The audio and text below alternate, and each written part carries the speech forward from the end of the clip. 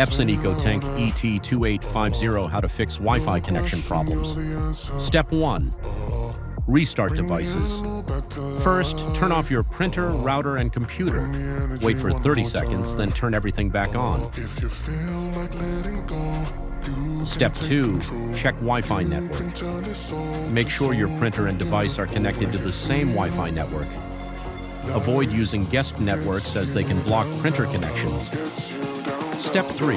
Reconnect printer to Wi-Fi. Go to Setup, select Network Settings, choose Wi-Fi Setup, Wizard. Step 4. Run Network, Troubleshooter. Go to Settings, click Troubleshoot, select Printer Troubleshooter. Step 5. Update or reinstall driver. Go to Device Manager, update printer driver. Need expert help?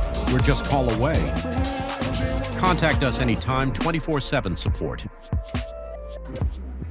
Call us +1 888 768 4674